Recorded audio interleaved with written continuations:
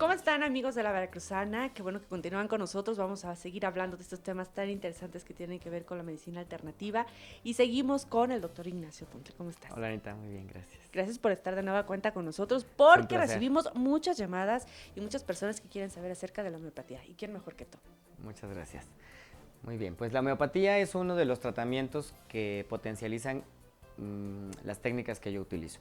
La homeopatía como tal, pues es una línea médica que surge a la par con la medicina alopática, con Samuel Hahnemann en Alemania.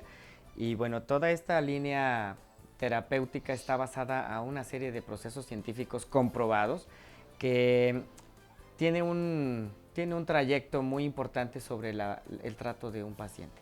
La homeopatía se trabaja con una técnica de individualización, personalización, dinamización y potencialización. Sí. No podemos utilizar una homeopatía, una sola mezcla molecular homeopática con una sola potencia de dinamización para todos los pacientes. Cada una de las personalidades orgánicas funciona de acuerdo a un ciclo molecular, el cual debe de ser repertorizado en condiciones homeopáticas específicas ante un síntoma o signo. Y la base de la homeopatía es algo que se llama el similia similibus curatum. Sí. Este término implica determinar cuál es el síntoma que el paciente está presentando y cuál es el medicamento que va a darle al paciente el mismo síntoma. Y esto genera algo que se llama crisis curativa. Sí. La crisis curativa potencializa el efecto que el paciente genera en ese momento. Pensando en fiebre. La fiebre de un paciente, sea la causa que sea, porque tenemos que investigar dos cosas, el síntoma y el origen del problema. En el momento de tener un paciente con fiebre, la principal atención es evitar que existan complicaciones celulares porque la fiebre puede llevar a una convulsión, muerte celular. Si nuestro organismo no está capacitado para compensar esta función o esta actividad, vamos a tener un problema más grave después. Hay un producto que homeopáticamente, una base molecular que es belladona. La belladona se obtiene también dentro de ciertas raíces y potencializamos esta forma de la raíz a un líquido, que este líquido puede ser administrado por medio de un glóbulo o chochitos, que habitualmente los conocemos así, o bien en gotas para su mayor absorción a nivel de los niños que no tienen la facilidad de disolver ciertas cosas en su boca. En este caso, la dinamización de la belladona generará una irritabilidad al mismo organismo dentro de la misma patología. Si hay fiebre, la belladona por sí sola genera fiebre. Si tú rozas tus manos con belladona, va a generar calor en tus manos. Y entonces, si la ingresamos médicamente en el término homeopático, generaremos fiebre. Y el síntoma de tu organismo va a ser tener fiebre contra la fiebre. Sí. Y dentro de esta misma forma de curación, estamos neutralizando a la información que tu cuerpo no tenía anteriormente. Entonces, el curar con lo mismo, es el similia similibus curatum, está generando un equilibrio en el cual tú estás sanando una fiebre, que hay que investigar cuál es la causa de esa fiebre, cómo se presenta, en la mañana, en la tarde, en la noche, bajo qué condiciones se potencializa. Cuando el niño o la persona voltea a ver al papá, le genera fiebre, entonces hay una empatización energética que no está cubierta. Entonces tenemos un bloqueo que te da más datos sobre la personalidad de un paciente. Entonces, con esto que me estás diciendo, se puede entender perfectamente que para poder dar alguno de estos medicamentos, debe haber un cuestionario, debe haber una entrevista, ¿no?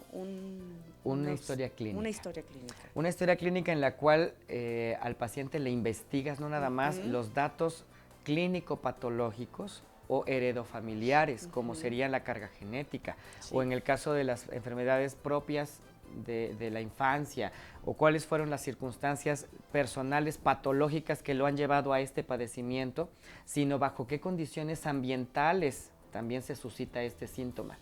Tenemos padecimientos, si me lo permites, que generan detonantes clásicos. La ama de casa que viaja constantemente al trabajo o se desplaza al trabajo, al mercado, en esos momentos la persona es la más feliz del mundo, pero llega a la casa y se encuentra con el esposo con el cual se encuentra y se le acaba peleado, la felicidad. Y le genera dolor de cabeza. Sí. Y ese dolor de cabeza o cefalea se vuelve migraña.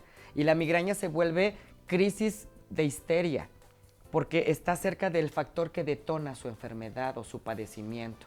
Entonces ahí tenemos un punto muy importante. No hay una etiología física dentro de la persona, sino es un efecto ambiental orgánico externo que me está generando una somatización. Entonces, ¿cuál es el detonante? El esposo. Y entonces en ese proceso ya no es no tiene una enfermedad la señora, tiene un conflicto emocional y no lo vas a abordar igual que si tuviese una bacteria en alguna zona que corresponda a un detonante facial, sino tiene un evento emocional que también lo podemos curar con la homeopatía. Muchas mamás son homeópatas. Y esas mamás homeópatas a veces hacen iatrogenias, que se llaman iatrogenias a las alteraciones provocadas por una persona en otra persona. En este caso, como la otra vez le dimos belladona a mi hijo y hoy tiene fiebre, le voy a dar belladona, pero ¿qué pasa? El origen de la fiebre no fue la misma de la vez pasada. Entonces, lo que voy a provocar es que esa fiebre se prolongue mucho más tiempo. Y entonces la mamá reacciona como con ciertas reservas sobre la homeopatía. Ya no me funciona la homeopatía. Eso es lo que les pido, que tengan paciencia sobre los tratamientos homeopáticos y que acudan siempre a un consejo de un profesional. Muchas veces o muy seguido hablamos que no hay que automedicarse. Este es otro ejemplo muy claro, ¿no?